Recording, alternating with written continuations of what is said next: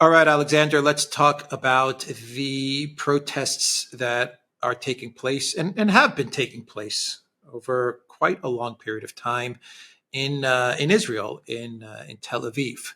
Protests against the Netanyahu government, protests which are growing. I believe the last protest, the reports are 100,000 people in Tel Aviv came out to protest Netanyahu, the Netanyahu government, to protest the situation with hostages, to call for negotiations to get those hostages released.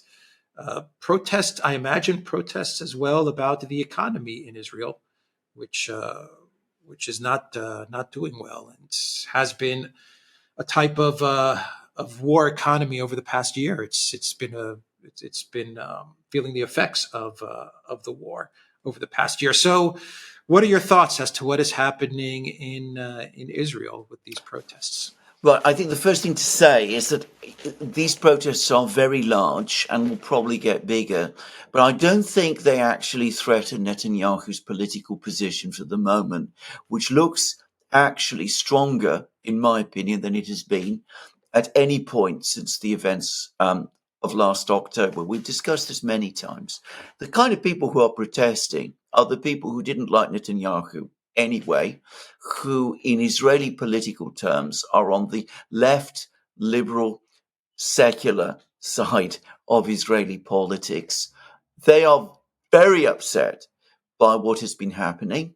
And of course, what's happened with the Gaza war has crystallized many of their concerns because, of course, as you rightly say, the economy is in decline and rapid decline. I think this is something which discussion about the situation in Israel has been tending to ignore, but the pressure of the war has put enormous pressure on what was until recently a very, very buoyant economy. It's going into reverse.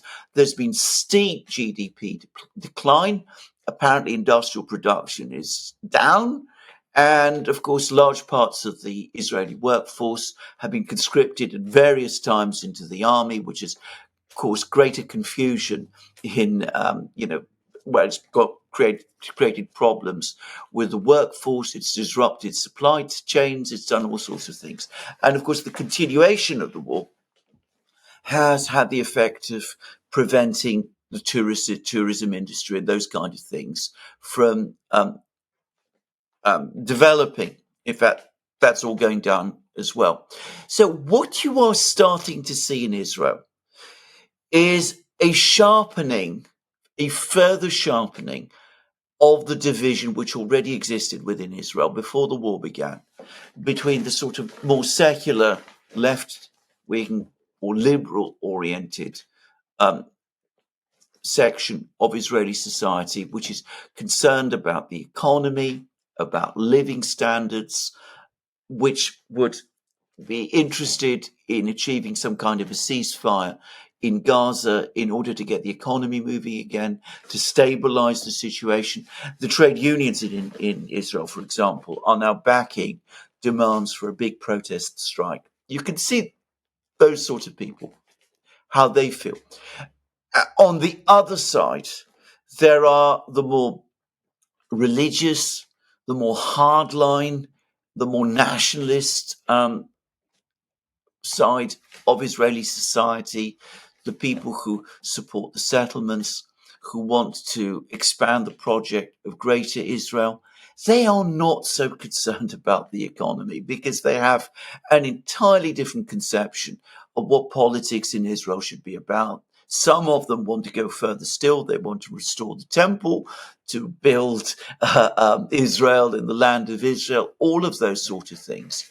They, of course, continue to support Netanyahu, and the two sides are moving apart, further and further apart. And what's galvanized this is what's just happened in Gaza. Now, to the best that I can understand of this, the Israeli intelligence found where some of these hostages were being kept by Hamas. They tried to conduct a hostage rescue operation. the hostage rescue operation failed. Before the hostages could be freed, the Hamas captors killed the hostages. A brutal and cruel murder, but of course, one which, through it being done in the way that it was, has brought out for people in Israel. It's emphasized the divisions, because for those people who are uneasy about the war, who want the war to be ended as soon as possible, they're able to say, look, you're failing. Hamas is still there. They're still a force. They're able to retain control of their hostages. And part of the entire purpose of this operation was to get the hostages free, and instead the hostages are being killed. And prolonging the war, rejecting proposals for ceasefires, which is what Netanyahu is doing. Ceasefires which might have got the hostages released is in fact dooming the hostages to deaths. And of course, they don't want to say it's also dooming the Israeli economy, our livelihoods, our futures. But undoubtedly, that current is there. And on Netanyahu's side, and on the side of the people who support him, there's the opposite narrative, that Hamas is ruthless, relentless. The fact that they murdered the hostages in the way that they have done shows how ruthless and relentless they are. It means that any concessions, any negotiation with them is impossible. We must continue the war until victory. And of course, Netanyahu has significant backing doing that as well. So what this event shows, what it highlights, is this deepening division within Israeli society. And when we say division, it's now becoming so strong that I understand, in fact, reading some sections of the Israeli media, such as Haaretz, I get the impression that some parts of, there are people on each side of this divide who are starting to hate the people on the other. It's a very bleak situation. And you could see that prolonging the war and escalating the war, as Netanyahu wants to do, is not only widening the divide, but it is feeding these emotions and the antagonism and even hatred that already exists. And I imagine this divide, this widening divide, makes it even more impossible, improbable that Netanyahu is going to go back on his position. Right? He's gonna take an even harder line, seeing this divide play out and seeing this divide become more clear. He's going to take an even harder line towards the conflict, and eventually a conflict with Iran might be his way out of this. Maybe he sees a conflict with Iran as something that could provide an exit out of this situation that he's facing in Israel. Blinken and the United States, they made 13 trips or 12 trips to Israel to try and free the hostages. They got nothing accomplished. I mean, this is not going to help the situation. The domestic state of things in Israel is not going to help the situation with regards to the hostages, Hamas, Gaza. It's just going to force Netanyahu to take a harder approach. At least that's my sense of things. Yeah, you're absolutely right. That is exactly what it's going to do, because, of course, now making any kind of move towards peace, and putting aside his own feelings and his own political judgments. And I think, Netanyahu does believe in what he's doing. I think this view that he's purely cynical, purely opportunistic, that he's taking the stance that he's doing because he knows that, if the war ends, he loses power and, faces trials in Israel and all that. I think that he does believe in what he's doing. And I think people underestimate this factor as well. But anyway, the fact is, he knows that if he starts making any sort of concessions to the Americans, to Hamas ultimately, to try to achieve a ceasefire in Gaza, what he's going to do is he's going to hand the initiative in Israeli politics to his own political enemies and to those people in Israel who are not supporters of Netanyahu's and his government's ultimate project, the project of establishing a greater Israel, perhaps rebuilding the temple, perhaps doing all of those things. So his instinct is going to be to dig in, not just to dig in, but to escalate. He's going to do that in order to strengthen his support amongst his own, the people on his side of Israeli politics, because that's what they want him to do. They want him to take an even harder line, so that he will take a harder line still over Gaza, and he'll take a harder line over Iran. And at some level, and I've no doubt about this, he's probably calculating that if he can start a wider war, if Israel does enter into a wider confrontation with Iran, for example, or in the Middle East, that is the way ultimately to reunite Israeli society, to tell people in Israel the whole state of Israel is now at risk, in danger. We are these enormous enemies. We must all close ranks and come together as we did in 1967, on the eve of the 1967 war, because if we remain divided, Israel will fail and the state will fail. And of course, we will all lose everything. So I think that is what he's going to do. He's going to become more hardline. He's going to entrench himself even further on depending on his own political base, and that is going to push him towards still wanting still more escalation. I think you're absolutely right. Is it me, or does it feel like the Biden White House has essentially given up on trying to get a ceasefire, to move Netanyahu towards some sort of a resolution? It seems like the UN has also kind of given up. I don't know. That's the sense that I get.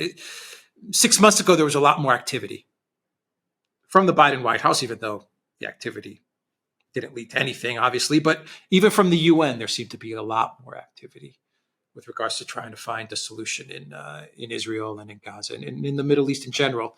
Now it seems like the Biden White House and the UN, they're not doing much. I don't know. Maybe they're doing something behind the scenes. Maybe there's a lot of activity that we don't see. But what's your sense of this? I think there's probably lots of activity, but I don't think it amounts to anything. I don't think there's any actual, any purposeful action, because there cannot be. Because to all intents and purposes, you talk about the Biden White House, but the problem about the Biden White House is that, according to media reports, most of the time now, Biden isn't there. It's a lame duck. He's a lame duck, exactly. He's got no authority. I get the sense he's not even interested anymore. I mean, he spent apparently a lot of time at the residence of one of his friends. He's, I'm not grudging a man time off, but I mean, the point is he's not engaged in policy any longer. And one gets increasingly the sense that the various figures who make up the administration, Blinken and Sullivan and all of those, they're all working now in isolation from each other, because there's no one bringing things together in any concerted way. So I don't think the Americans are really active any longer in trying to bring about a ceasefire in Gaza. Blinken goes through the motions, but I don't think he believes in it very much himself anymore. But, he's got to do something or appear to be doing something. The American foreign policy is in limbo. And in that vacuum, nothing much is happening. To the extent that there's political energy any longer, it's playing out within Israeli politics. And ultimately, as we discussed, many programs, Netanyahu, who scented the weakness in Washington, we've discussed this before, he is in the driver's seat. He's the person who has the initiative and decides when to press forward and when to pull back. It's ultimately up to him. Yeah. Any update before I finish the video on what's going on with Iran No, and where a possible retaliation? they're keeping us waiting and they're keeping us guessing. Their rhetoric is the same, by the way. They're still saying that there will be a retaliation eventually, but they're not telling us when it will be. I saw reports some weeks ago that they were planning to do something in October. So we'll just see. They're keeping us guessing.